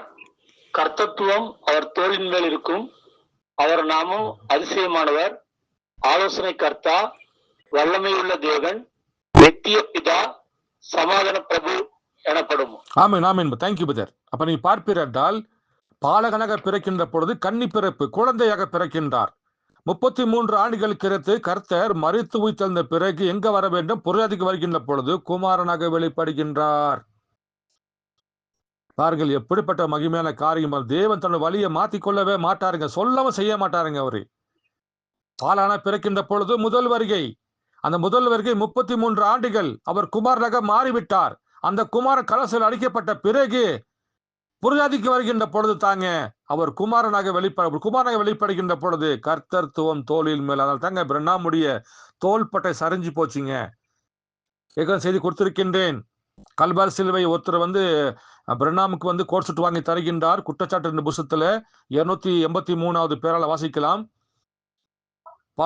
பார்சன் பில்லி, உங்களை பிரசங்கம் பண்ணும்போது உங்க கோட்டை பார்த்து ரொம்ப சூடா இருந்துச்சு, வேர்த்து ஒழுகுச்சு, நான் கடை கூட்டு போய் உங்களுக்கு கூலான ஒரு சூட் கோட்டு வாய்ந்த சொல்லி கூட்டு போகின்ற பொழுது அங்க டெய்லர் அவருடைய சோல்டரை அளவெடுக்கின்றார். அப்ப டெய்லர் கேட்கிறாரு, பார்சன் போதகரே, உங்கள் ஏன் வலது தோல் ரொம்ப சரிஞ்சு போயிருக்குது? முன்பு ஒரு காலத்திலே நீங்கள் ஏதாவது பாரம் தூக்கி கேட்கின்ற பொழுது, ஆமா சகோதரனே, கல்வாரி சிலுவையை தூக்கினேன். எப்படிப்பட்ட வார்த்தை பாருங்க. இது எத்தனை என்டைம் சர்ச் போதகர விசுவாசிகளோ இது ஏத்துக்குவாங்க நமக்கு தெரியல. ஆனால் பாருங்கள், மனவாட்டி ஏத்துக்குவாள். ஆமா, முன்பு ஒரு காலத்துல நான் பாவமான சுமையை தூக்குனேன். கல்வாரி சிலுவை தூக்கு யாருங்க? இயேசுக்கு தாங்க தூக்குனாரு. எப்படிங்க பிரண்ணாமுடைய தோல் சரிஞ்சு போகும்? யோசப்பு எப்படி சாபனாத்து பனேகாவாக வந்தார், அதே போல பாருங்கள், இயேசு கிறிஸ்துவும் பிரண்ணாமாக வெளிப்பட்டார். கல்வாரியில் தூக்கப்பட்ட அந்த தோல் சரிஞ்சு போச்சு. அந்த தோல் சரிஞ்சு போது தாங்க கர்த்தர்த்துவம். அவர் தாங்க மீட்பின் இனத்தான். புரிஞ்சுக்கிட்டீங்களா? இப்ப உங்களுக்கு புரிதுங்களா? ஏன் பிரண்ணாமுடைய தலைக்கு மேலேயும் தோல் மேலும் ஏன் அக்னி ஸ்தம்பம் இருக்கிறது? இப்பதான் பிரதர் வாசித்தாரு. கர்த்தர்த்துவம் அவர் தோலில் மேல இருக்கும். உலகத்தின் பாவங்களை சுமந்து கொண்ட தோல் அது பிரண்ணாமுடைய தோல் பட்டியா இருக்கிறது தாங்க. டெய்லர் அளவெடுக்கும் பொழுது அது சரிஞ்சு போச்சு என்று சொல்கின்றார். பாருங்கள் எப்படிப்பட்ட காரியம் என்று. நான் மேலும் வாசிக்கிறேன், பாருங்கள். ஆனால் இதற்கு மீட்கும் இனத்தனாகிய ஒரு மனிதன் அவசியம். யாருங்க? ஒரு மனிதன், தேவன் இல்லைங்க, ஒரு மனிதன். மனவாட்டி மாம்சத்துல மனிதனாக இருக்கின்றாள். சபை ஸ்தாபன கோட்பாடுக்குள்ள மாட்டிக்கொண்டால் அப்போ ஒரு மீட்பர் எங்க வர வேண்டும்? சபைக்குத்தான் வர வேண்டும். சபைக்குள் இருக்கிற மனவாட்டியே அழைக்க வேண்டும் என்றால் மீட்பினத்தான் எங்க வருகிற ஒரு மனவாட்டி, ஒரு ஆடு சாக்கடுக்குள்ள மாட்டுச்சுன்னா அந்த மீட்பு என்ன செய்யணும்? இனத்தான் சாக்கடுக்குள்ள இறங்கித்தான் ஆடை மீட்க வேண்டும். ஒரு ஆடு குழிக்குள்ள உழந்து பாருங்கள், அந்த குழிக்குள்ள மீட்க வேண்டும். தாவீது பாத்தீங்களா? தன் ஆடை சிங்க பிடிச்சிட்டு போகின்ற போது தாவீது அப்படியே விட்டு விடவில்லை. சிங்கத்துக்குள் சண்டை போட்டு சிங்கத்தை வாயை கிழிச்சு எடுத்து ஆடை கொண்டு வந்தார்.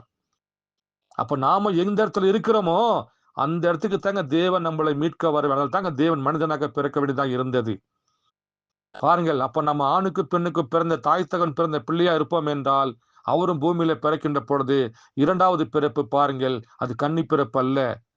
தேவன் ஒரு முறை கன்னி பிறப்புல பிறந்து விட்டார். இரண்டாவது பிறப்பு என்பது சபை கொடுக்கப்பட்ட ஒரு குமாரன். இயேசு கிறிஸ்து 30 ஆண்டுகள் இருக்கின்ற பொழுது ஒரு ஆவி ஊற்றப்பட்டு இயேசு சத்தை ஏற்றுக்கொண்டது போலவே பிரண்ணாமை சின்ன வயசில் தேவன் கரெக்டான பாதையில கடக்க வைத்து ஏற்ற நேரம் வருகின்ற பொழுது பிரண்ணாமுடைய சரீரத்தை கர்த்தருடைய கூடாரமாக, ஏழையுடைய கூடாரமாக இயேசு கிறிஸ்துவை ஏற்றுக்கொண்டது போலவே தேவன் இரண்டாவது வரையிலே பிரண்ணாமுடைய உடம்பை தேவன் எடுத்துக்கொண்டார். பாருங்கள், மேல் வாசிக்கிறேன். ஆனால் இதற்கு மீட்பும் இனத்தனாகிய ஒரு மனிதன் அவசியம். ஒரு மனிதனும் அல்ல என்றால் அது மீட்க ஒருவனும் இல்லை என்கிறது. பாருங்கள், அப்ப எந்த மனுஷனும் இல்லைனாக்கா அங்க மீட்பு இனத்தால் இல்லை என்பது அர்த்தமாகிவிடும். அதை பார்க்க கூட எந்த மனிதனுக்கும் பாத்திரவனாக காணப்படவில்லை. ஓ இல்லை, என்ன. ஆகவே ஒரு மீட்பினத்தான் ஆகிய ஒரு மனிதன் அவசியமா இருந்தது. அவனை தேடிய போது அவன் எங்குமே காணப்படவில்லை. அங்கு ஒருவரும் தகுதியுடன் இல்லை. போப்பாண்டவரும் அச்சகரும் போதர் மார்கரும் மற்றவரும் அதை பார்ப்பது தகுந்த பசுத்தம் இல்லாதவராக இருந்தனர். ஓ என்ன இது மிகவும் கொடூரமாக தென்படும். ஆனால் அப்படித்தான் வேதம் உரைக்கிறது. யோவான் சொன்னதை நான் அங்கனமே கூறுகிறேன். யோவான் மிகவும் அழுததாக வேதம் கூறுகிறது. பாருங்கள், அப்ப என்னங்க செய்ய வேண்டும்? மீட்பும் இனத்தான் ஒருத்தர் வேண்டும். எப்படிங்க வரணும்? ஒரு மனிதனாகத்தான் வர வேண்டும். அப்ப மனிதன் எப்படிங்க பிறக்கணும்? ஒரு தாய் தகப்பனுக்கு பிறக்கணும். வானத்திலிருந்து இறங்கி வந்தான்னு அவர் தேவ தூதராக மாறிடுவாரு. அவங்க சரீரம் வேற, நம்ம சரீரம் வேற. நம்முடைய எண்ணங்கள் வேற, அவங்க எண்ணங்கள் வேற. அவர் வரும்போது பசுத்தமா வராரு. நாமளும் இங்க பாவியா இருக்கின்றோம். அப்போ நம்மளை மீட்டுக்கொள்ள வேண்டும் என்றால் நம்மளை போலவே நம்மள மாதிரியே ஒருவர் பூமியில தாய் தகப்பன்னு பிறந்து நம்மை போலவே பாவியா இருந்த ஒருவரை கத்து சுத்தப்படுத்தி முதல் கட்டு கோதுமை மணியாக அவரை எடுத்துக்கொள்ள வேண்டும். அப்ப முதல் கட்டு கோதுமை எங்கெங்க போவுங்க? 10 ஏக்கரா போட்டிருந்தால் கூட முதல் கட்டு பிரிக்கின்ற பொழுது பாருங்கள், அது கர்த்தரிடத்தில் அசைவாட்டப்பட வேண்டும். தேவனே நம்மை போல, ஏனென்றால் முதல் வரிகள் தேவன் நம்முடைய ஸ்தானத்தை அவர் எடுத்துக்கொண்டார். அப்ப இரண்டாவது எப்படிங்க வரணும்? அவர் நம்மை போல தாங்க வரணும். அதை தாங்க முதல் சொல்றாரு அவரு. இயேசு கிறிஸ்துவை அறிக்கின்ற பொழுது நம்முடைய ஸ்தானத்தை அவர் எடுத்துக்கொண்டு அவருடைய ஸ்தானத்தை நமக்கு தருகின்ற பொழுது பாருங்கள், அப்போ அவர் எப்படி வர வேண்டும்? ஒரு மனித ஸ்தானத்தை தான் வர வேண்டும் என்று வேதம் கரெக்டா வழித்தான் வந்தாருங்க அவரு. ஆனா உலக ஜனத்தான் காண முடியவில்லை. பாருங்கள், அப்படி வருகின்ற பொழுது பாருங்கள், உலக ஜனங்கள் அவர் யார் என்று அறிந்து கொள்ள முடியவில்லை. இப்பொழுது நான் வாசிக்கிறேன். எப்படியாக அவர் சாலோமின் ராஜாவாக வெளிப்பட்டார் என்பதை இப்போ நான் வாசிக்கிறேன். நீங்கள் பாருங்கள்.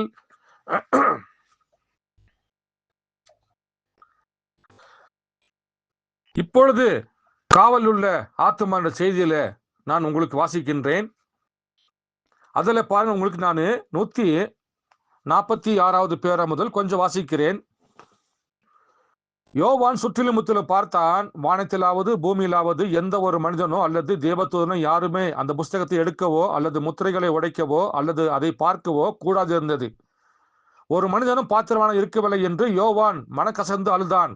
அப்பொழுது ஒரு தூதன் அவனிடத்தில் வந்து, யோவானே, அழாதே, ஏனெனில் யூத கோத்திர சிங்கமானவர் ஜெயம் கொண்டிருக்கின்றார், அவர் பாத்திராயிருக்கிறார் என்றான். யோவான் சிங்கத்தை பார்க்க திரும்பினான். ஆனால் அவன் எதை பார்த்தான்? ஆட்டுக்குட்டியை. பாருங்க, சிங்கம் அங்க வரலைங்க. ஏன்னா அவர் ராஜாவாக யாரும் ஏத்துக்கலைங்க. யூத ஜனங்கள் அவர் ராஜாவாக ஏற்றுக்கொள்ளவில்லை, பரலோகமும் ஏற்றுக்கொள்ளவில்லை.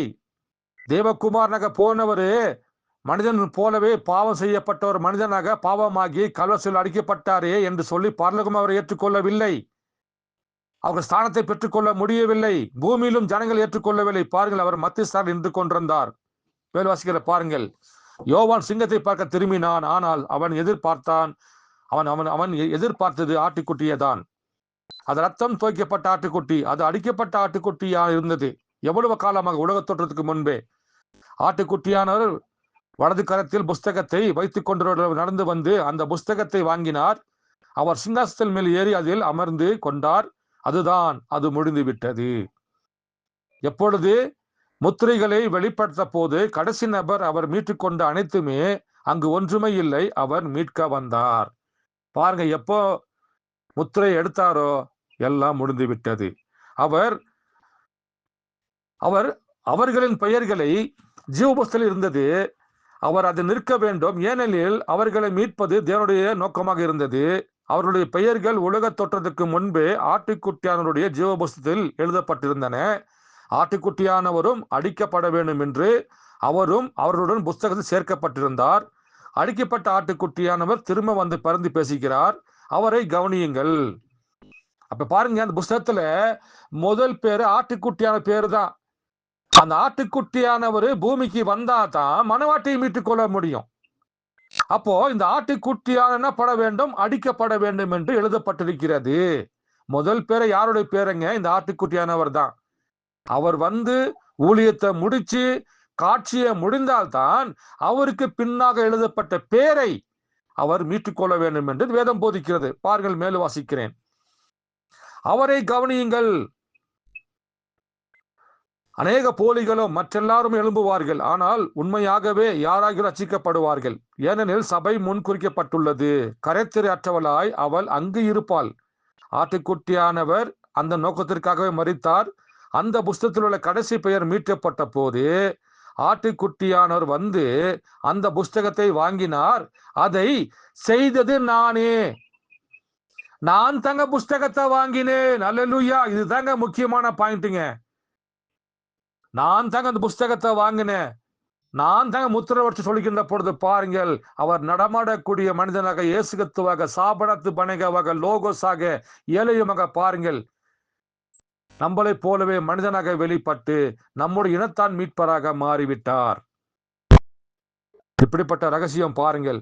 உலக ஜனங்கள் கண்டு கொள்வார்களா? புரிஞ்சு கொள்வானா? முடியாது. பாருங்கள், ஆட்டுக்குட்டியான வந்து அந்த புஸ்தகத்தை வாங்கினார். அதை செய்தது நானே. நான் தாப்பா அந்த முத்திரையை உடைச்சேன். நான் தாப்பா அந்த புஸ்தகத்தை எடுத்தேன்.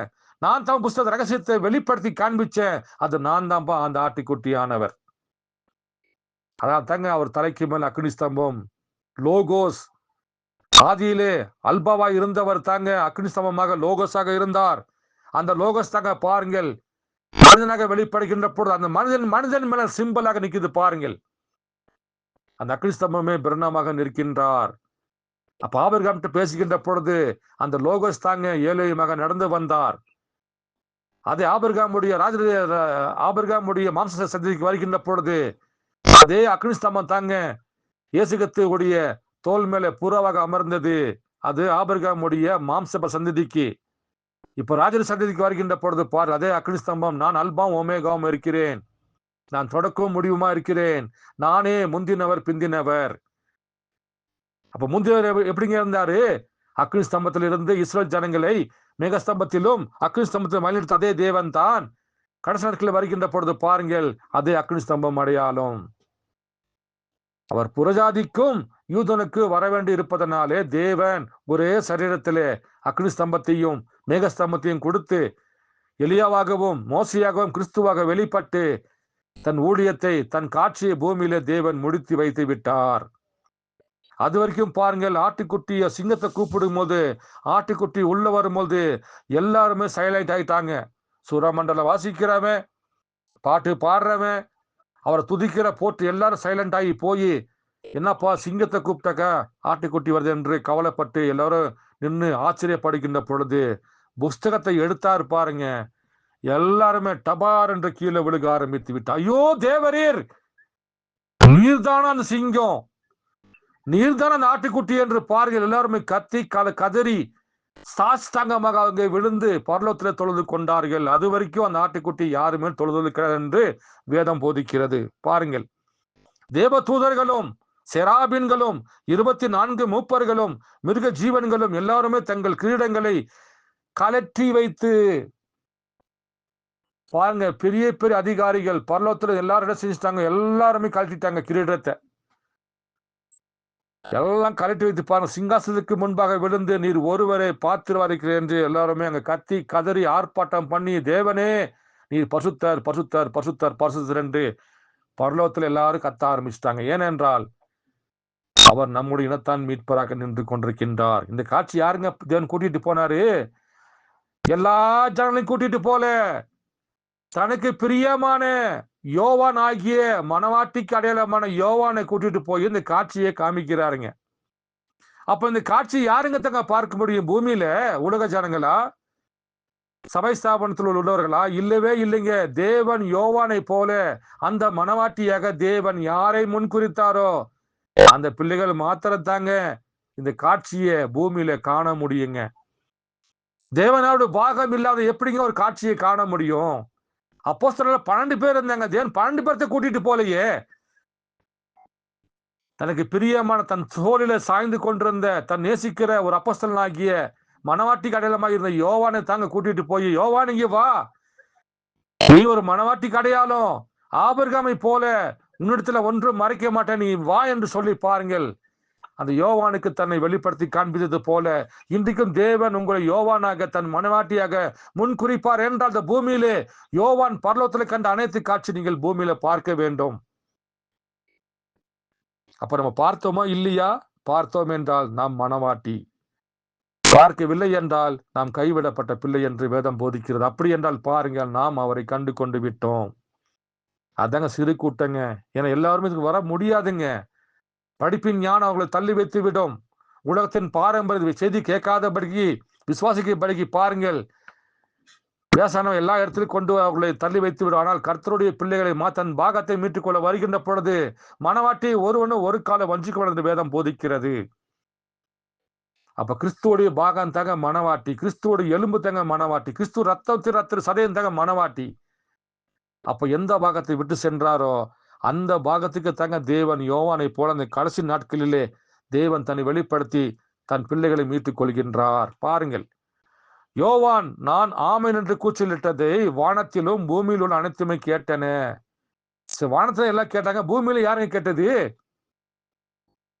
பாருங்கள், யோவான் பரலோகத்துல கண்ட காட்சியை பூமியில யாருங்க பார்த்தது கேட்டது?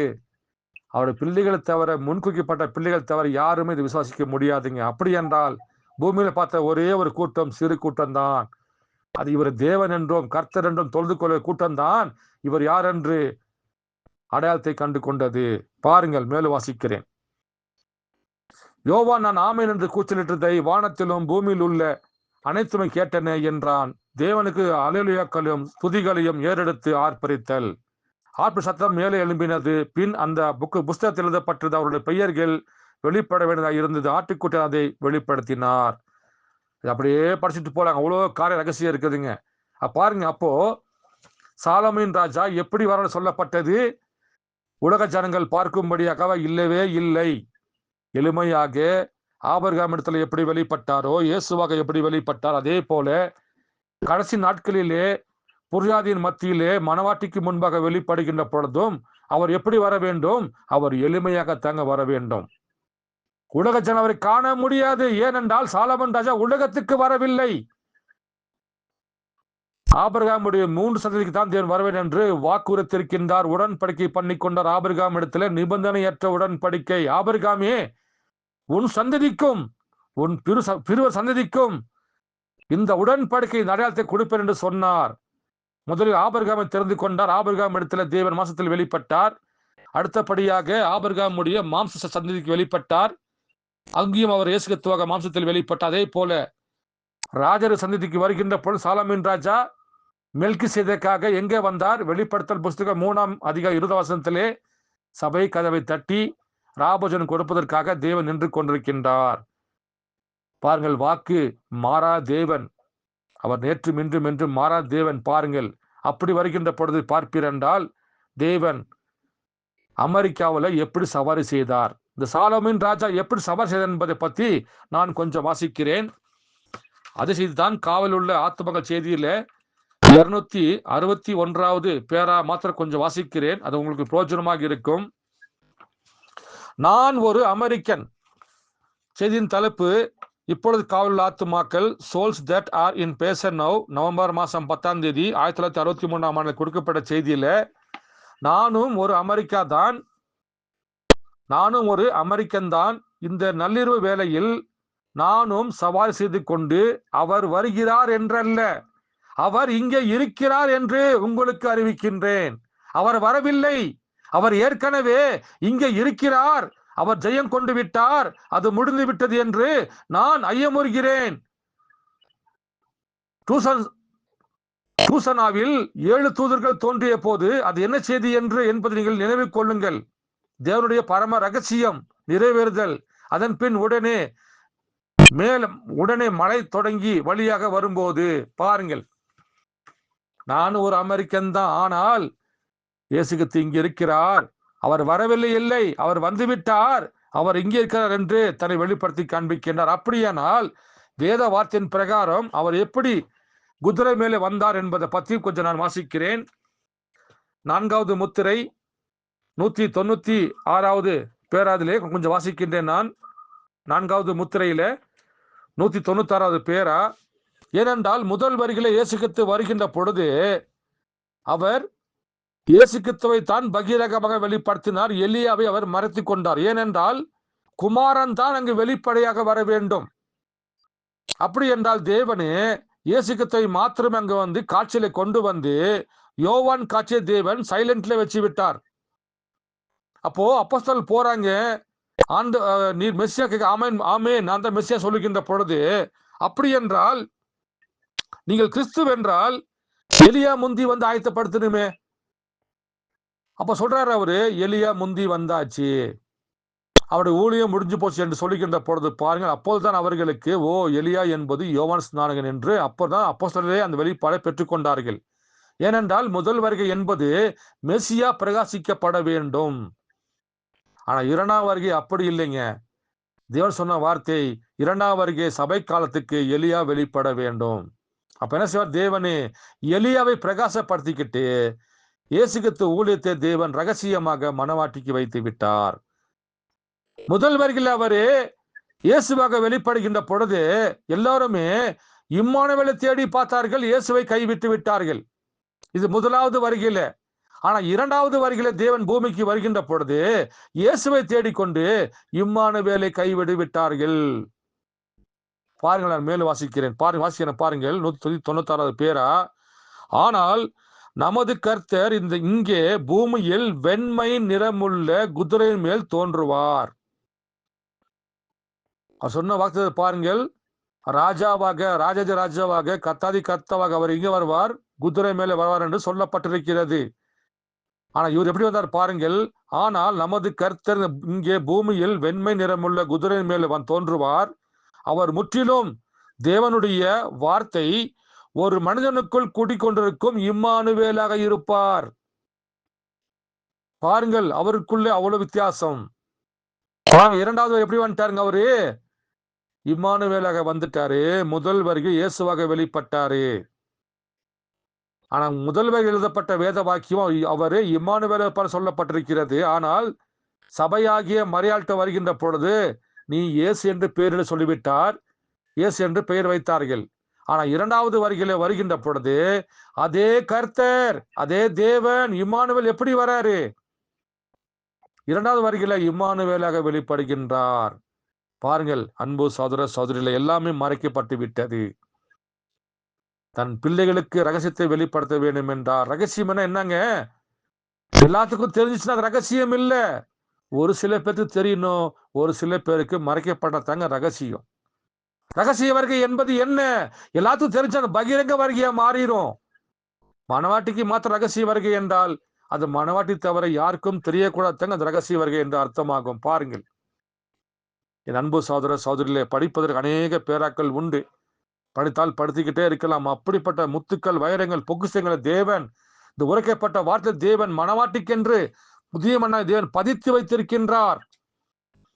நாம் நித்திய ஜீவனை பெற வேண்டால் தேடி தேடி தேடி வாசிக்கின்ற பொழுது பாருங்கள், நம்ம ஆவி ஆத்மா சரீரம் முழுவதும் இந்த வார்த்தையின் மூலியமாக தேவன் நம்மளை தேற்றி ஏதோ ஒரு ஆவியை கொண்டு தேவன் நம்மளுடைய உள்ளத்தில் தூண்டி விட்டு அதை விசுவாசிக்கும்படி, பெற்றுக்கொள்ளும்படி கழுகுடைய பார்வை கொடுத்து ஒவ்வொரு வார்த்தையும் ஆழமாக சென்று பார்க்கின்ற பொழுது பாருங்கள், தேவன் எப்படிப்பட்ட ஸ்லாக்கியத்தை சொன்னபடி தேவன் நிறைவேற்றியிருக்கின்றார். பாருங்கள் அன்பு சகோதர சகோதரிகளே, அவர் ஆபிரகாமிடத்தில் வெளிப்பட்ட அதே உடன்படிக்கை பண்ணிக்கொண்ட அதே தேவன் தான் இன்னைக்கு உங்களிடத்திலும் என்னிடத்திலும் இந்த உரைக்கப்பட்ட வார்த்தை நமக்கு உடன்படிக்கையாக இருக்கிறது. இது கர்த்தருடைய வார்த்தை. இந்த மூன்றாவது வேதாகமம், இந்த மூன்றாவது வேதாகமம் தான் மனவாட்டியை பெற்றெடுக்கிறது. பாருங்கள் எப்படிப்பட்ட இது சாதாரண செய்தி இல்லைங்க, புஸ்தகம் இல்லைங்க, இது கர்த்தருடைய ஜீவன வார்த்தை. இந்த உரைக்கப்பட்ட வார்த்தை இன்னைக்கு மனவாட்டியை பெற்றெடுக்கின்றது. அன்பு சகோதர சகோதரி, இன்னும் அதிகமான பேராக்கள் உண்டு, வாசிப்பதற்கு உண்டு. பாருங்கள் இயேசு கிறிஸ்துவுடைய வார்த்தையின் பிரகாரம் அவர் கண்ணின் வயிற்றில் பிறக்க வேண்டும் என்று நடமாடக்கூடிய மனிதனாக, சாதாரண மனிதனாக, ஏழ்மையாக வர வேண்டும் என்று எழுதப்பட்டிருப்பது பாருங்கள். தேவன் லோகோஸ் வார்த்தை மனிதனாக மாறி இயேசு கிறிஸ்துவாக நடந்து வந்தார். அந்த இயேசு கிறிஸ்துவுடைய முந்திய பாகம் தாங்க ஆபிரகாமத்தில் வெளிப்பட்ட தேவன். ஆபிரகாம் சந்ததிக்கு தேவன் மாசத்தில் வெளிப்படுகின்ற பொழுது அவர் பிந்திய பாகம் தாங்க புரஜாதிக்கு என்று கொடுக்கப்பட்ட பரிசுத்தாயுடைய ஊழியம். ஆனால் மூன்றுமே ஒன்று தாங்க. அவர் பிதா குமாரன் பரிசுத்தாய் வெளிப்பட்ட பரிபூர்ணமான தேவன். 3 பரிபூர்ணமானால் 5 தொழுகப்பட்டார். 7 என்பது ஆராதனைக்குரிய எண்ணாக இருக்கிறது. அப்ப 3 கட்டம் பாருங்கள். பிதா குமாரன் பரிசுத்தாவி என்பது என்னுடைய 3 யுகங்கள், எல்லாத்துக்கும் தெரியும். 5 என்பது கிருபை, அது இயேசுக்கு, அதுவும் தெரியும், எல்லாத்துக்கும் தெரியும். அப்ப 7 தொழுகப்பட்டார். 7 தொழுகப்பட்டது யாருங்க? உலக ஜனங்கள் கண்டு கொள்ள முடியவில்லை. உரைக்கப்பட்ட வார்த்தையை சபையிலும் வீட்டிலும் வைத்துக் கொண்டு எண்டம் சர்ச்சில் வாழ்ந்து கொண்டிருக்க ஒவ்வொரு சகோதர சகோதரிகளை பாருங்கள், 7 தொடங்கப்பட்டது யார் என்று அர்த்தம் கொள்ள முடியவில்லை. ஏனென்றால் முதல் ஸ்டெப்பே தவறான ஸ்டெப்பை வைக்கின்ற பொழுது எப்படிங்க வெளிப்பாடை பெற்றுக்கொள்ள முடியும்? அவர் பிரதர் பிரணாம் என்று சொல்லிட்டாக்கா எப்படிங்க வெளிப்பாடு பெற்றுக்கொள்ள முடியும்? அவர் எலியாவென்று ஏற்றுக்கொண்ட பிறகு அவர் மோசே என்று விசுவாசிக்கவில்லை என்றால் அவளுக்கு இருக்கிற மோசை எப்படிங்க காண முடியும்? அவருக்குள்ள இருக்கிற ஏலம் எப்படிங்க காண முடியும்? அக்னிஸ்தம்பத்துக்கு அர்த்தம் என்று எப்படிங்க காண முடியும்? முதல் ஸ்டெப்பை தவறான பாதையில வைக்கின்ற பொழுது அடுத்த ஸ்டெப்பு எப்படிங்க சரியான பாதைக்கு போகும்? பாருங்கள், இன்னைக்கு அப்படிதான் எல்லாருமே படிப்பு ஞானம், படிப்பு ஞானம், அவர் சொன்னார் இவர் சொன்னார் என்று அடுத்தவனையே சார்ந்து கொண்டிருப்பதனாலே தேவனுக்கு பதிலாக ஒரு மனிதனை பிரதி குருவாக ஏற்றுக்கொள்கின்ற பொழுது பாருங்கள், ஜனங்கள் அங்கு தவறான செல்கின்றார்கள். நாம இன்னைக்கு உயிர் வாழ்வதற்காக எப்படியாக நமக்கு இஷ்டம் போல, நமக்கு பிடித்த சாப்பாடை சாப்பிடுவது போல நமக்கென்று ஒரு உடல் பலவீனங்கள் சோர்வுகள் ஏற்படுகின்ற பொழுது உடனடியாக ஓடி போய் அதை சரிப்படுத்தி கொள்ள மருந்துகளையும் மாத்திரையும் டாக்டரையும் பார்த்து கொண்டு இந்த அழிஞ்சு போகிறது உடலுக்காக நம்ம எவ்வளோ செலவு பண்ணி உடம்பை பார்த்துக்கிறோம். ஆனால் நம்முடைய ஆத்துமாக்கு என்னங்க செய்யறோம்? நம்முடைய நித்திய ஜீவனுக்கு என்ன செய்யறோம்? அதை நாம் இழந்து விடுகின்றோம். பாருங்கள், அப்போ நீங்க உங்களுக்கு தேவையானதை நீங்களே சூஸ் பண்ணி சாப்பிடுவது போல, அதே போல உங்க நித்திய ஜீவனுக்கு நீங்களே என்ன செய்யணும்? எடுத்து படிக்கணுங்க. அடுத்தவன் சாப்பாடு நமக்கு தேவையில்லை. நமக்கென்று கொடுக்கப்பட்ட மன்னா, உரைக்கப்பட்ட வார்த்தை, இந்த உரைக்கப்பட்டதை வாசிக்கின்ற பொழுது பாருங்கள், நீங்களே தேடி சாப்பிடுகின்ற பொழுது அது உங்களுக்கு 100% நம்பிக்கையை கொடுக்கும், விசுவாசத்தை கொடுக்கும், கர்த்தர் மேல உங்களுக்கு ஒரு பயத்தை ஏற்படுத்தும். தேவன் தனிப்பட்ட நபராகத்தான் பேசுவதாக சொல்லியிருக்கின்றார். அப்படியாக பாருங்கள், அவர் சமாரிய பெண்ணை பேச வேண்டும் என்றால், சமாரிய பெண் அன்னைக்கு அவன் புருஷனை கூட்டிட்டு போல, பக்கத்து வீட்டுக்காரை கூட்டிட்டு போல, தனிமையாக சென்று தேவனிடத்துல பேசி அவர் தான் மெசியா என்று கண்டு கொண்டால். ஆபிரகாம் பாருங்கள், தனிமைப்படுத்துகிற வரைக்கும் தேவன் ஆபிரகாம் இடத்துல தேவன் பேசவில்லை. மோசையை பாருங்கள், தேவன் உங்கள் தனிப்பட்ட நபராகத்தான் கூப்பிடுகின்றார். அப்படி என்றால் நீங்க என்ன செய்ய வேண்டும்? கர்த்தரிடத்துல தனிப்பட்ட நபராகத்தான் போய் நிக்கணும். உங்களுக்கு ஒரு பிரியாணி பிடிக்கலனாக்கா யாராவது வற்புறுத்தி சாப்பிடுவீங்களே? சாப்பிடவே மாட்டீங்க. ஒருவேளை உங்களுக்கு மாம்சம் பிடிக்காது, வெஜிடேரியன் சொல்லுகின்ற பொழுது எப்படி சாப்பிடாம கட்டுப்பாடா இருக்கிறீங்களோ, அதே போல உங்களுடைய ஆத்மா தேவைக்கு நீங்களாக போய் புசிங்க, வார்த்தையை வாசிங்க. அதுதாங்க உங்க நித்திய ஜீவனை தரும். என்னோட வார்த்தையை நம்பாதீங்க, எந்த ஒரு வார்த்தை யாருன்னா நம்பாதீங்க. உரைக்கப்பட்ட வார்த்தையில வேதாந்தத்தில் எழுதப்பட்டிருந்துச்சா அந்த வார்த்தை மாத்திரத்தாங்க நித்திய ஜீவனை தரும்.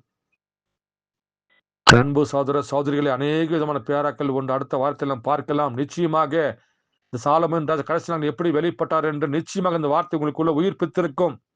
இது கர்த்தருடைய வார்த்தை, தன் பிள்ளைகளுக்கு தருகின்ற ஒரு மறைவான மன்னா. இது நிச்சயமாக பிரயோஜனமாக இருக்கும். யாரும் கூட பேசினால் தைரியமாக நீங்கள் பேசலாம். ஏனென்றால் இது கர்த்தருடைய வார்த்தை. அவரே இறங்கி வந்து யோவான் அழுகின்ற பொழுது அவரே நின்று கொண்டு முத்திரையை உடைச்சி, நான் தாப்பா முத்திரையை உடைச்சது, நான் உங்கள் சகோதரன் அல்ல, நானே உங்கள் கர்த்தர், நாங்கள் பரிசுத்தாவி என்று பார்கள். தேவன் சாலோமின் ராஜா லவதிக சபையை கதவை தட்டி அப்பத்தையும் திராட்சை கொண்டு வந்து கதவை தட்டுகின்றார். ஒருவனும் கதவை திறக்கவில்லை. தேவன் என்ன செய்தார்? ஏற்கனவே கல்வசிலுவையில் சிந்தப்பட்ட அந்த ரத்தத்தின் மூலமாக பெற்றெடுக்கப்பட்டார் அந்த மணவாட்டி, அந்த மணவாட்டியை மாத்திரம் தேவன் மீட்டுக் கொண்டார். லவதிக சபை கதவை திறக்கவே இல்லை. அப்படி என்றால் அவங்களுக்கு எப்படிங்க தெரியும்? கதவை திறக்கலையே, கதவை தவல் போட்டு வச்சுட்டாங்களே. தேவனுக்கு பதிலாக வேற தூள் உள்ள வச்சு கொண்டிருக்கின்ற பொழுது கதவை தட்டது யாருன்னு திறந்து கூட பார்க்கலையே லவதிக சபை.